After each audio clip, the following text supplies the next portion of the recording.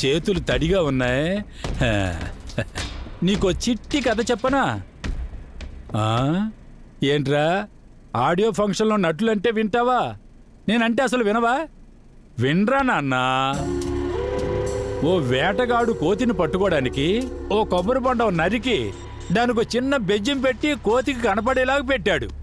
చూస్తూ ఉన్న కోతి గబగబా పరిగెత్తొచ్చి 5 వేళ్ళ రంధ్రంలో పెట్టింది ఆ నీటిని కొబ్బరిని దోచుకోవాలని. ఎలా తీయగలదు?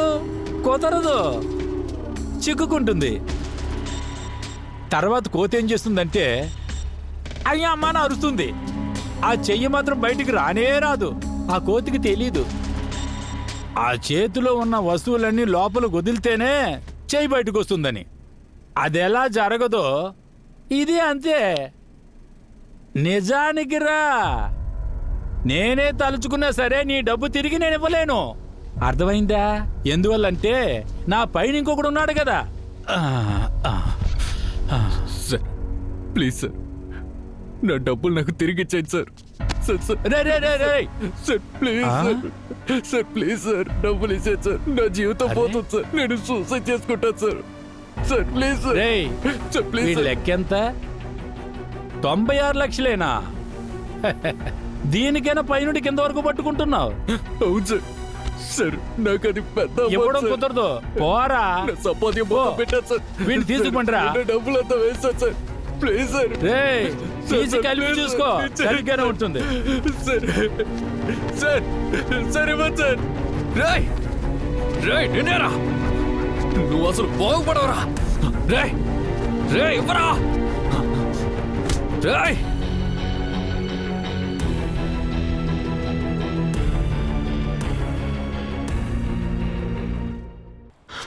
శక్తి, 1కి 2 సార్లు ఆలోచించుకో.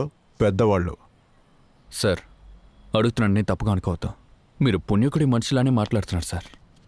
ఇదిగో చూడు, నీ మంచిదికే చెప్తున్నా, అర్థం చేసుకో. తర్వాత నువ్వే ఫేస్ చేయాలి.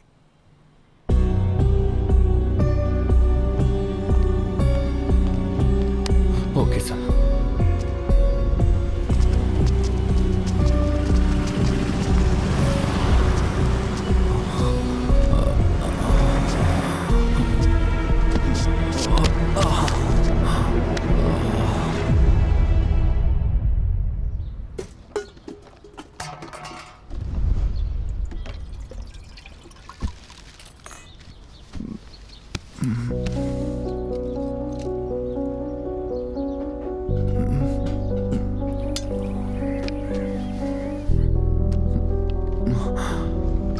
రండి, కూర్చోండి. ఇప్పుడు పర్వాలేదా సార్? చాలా థ్యాంక్స్ అండి. ఇవ్వవే. అలా కాదు, ఇలా. ఏంటి ఇల్లంతా బొక్కలు పడింది చూస్తున్నారా?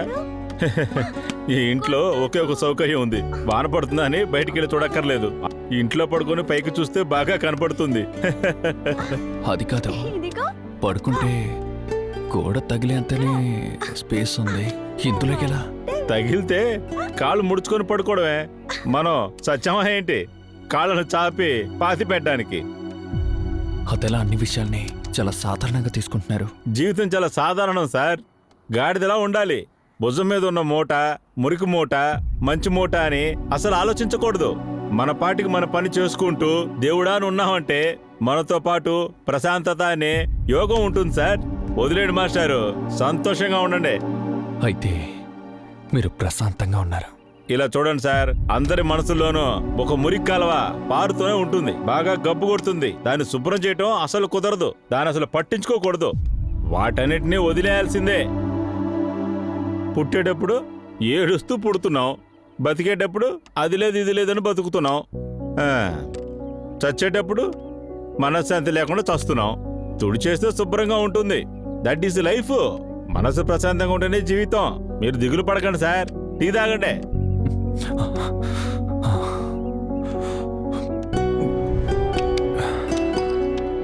అన్నా, నేను వెళ్ళొస్తాను. చాలా థ్యాంక్స్ అన్నా, బాగా చూసుకుంటా. సార్ దీనిలో ఉంది సార్. ఒక్క నిమిషం ఉండండి. సుబ్బు, సార్ బయలుదేరుతున్నారంట. సరే అండి, వెళ్ళరండి. బాయ్. మనసు విప్పి మాట్లాడండి సార్, అంతా చదువుపోతుంది.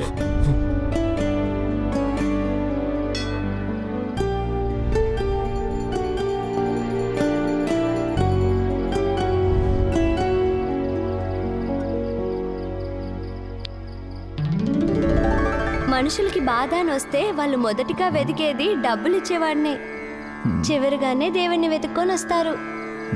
బాధ అప్పుడే సమాధానంగా ఉండాలి, కానీ అది ఇక్కడున్న ఎవరికీ తెలియదు.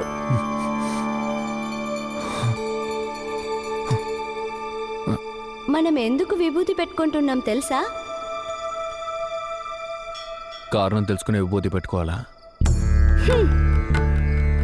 ఏదో నాకు తెలిసింది నేను చెప్తాను. ఈ విభూతికి 3 కారణాలున్నాయి. ఒకడు చిన్నప్పుడు చేసే మంచిది చెడ్డది, తెలుసో తెలియకుండానో. అదే అహంకారం. నువ్వు మంచిది చేసుంటే మంచిది, చెడ్డది చేసుంటే చెడ్డది. అవును, నువ్వు మంచిది చేసావా, చెడ్డది చేసావా? ఏంటి ఆగిపోయావు? రా.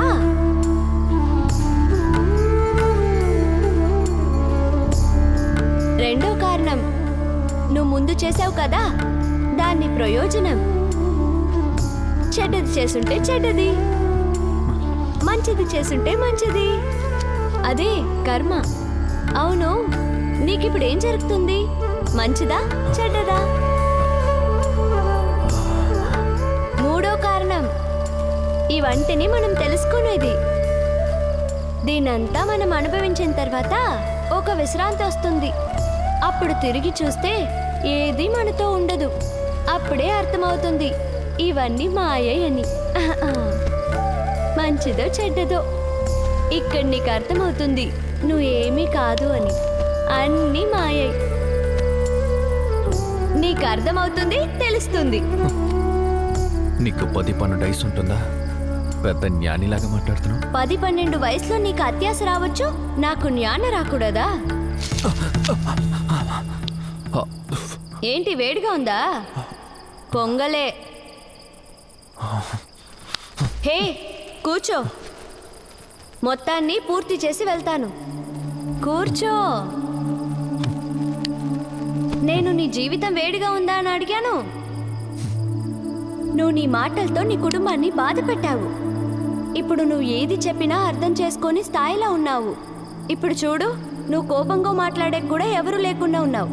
నువ్వు మాత్రం కాదు, ఇలా చాలా మంది నీలాగా అప్పులు తీసుకొని కళలో కూడా సంతోషంగా ఉండలేరు. ఒక దీపాన్ని ఒంటరిగా వెలిగిస్తే ఆరిపోతుంది, కలిసి ఉంటే ఒకటి పోయినా ఇంకొకటి పెట్టి వెలిగించొచ్చు.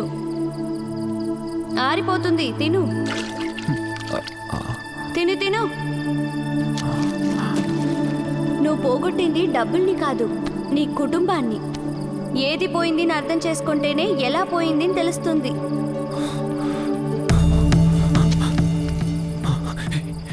ఇక్కడ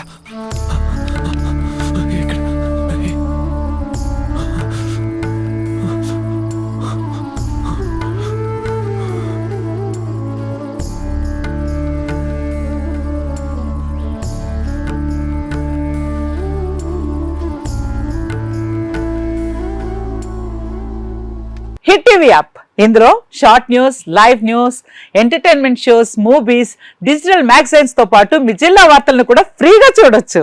ఇంకెందుకు ఆలస్యం, వెంటనే హిట్ టీవీ యాప్ ని డౌన్లోడ్ చేసుకుని ఫ్రీగా ఎంటర్టైన్మెంట్ పొందండి. Hit TV app.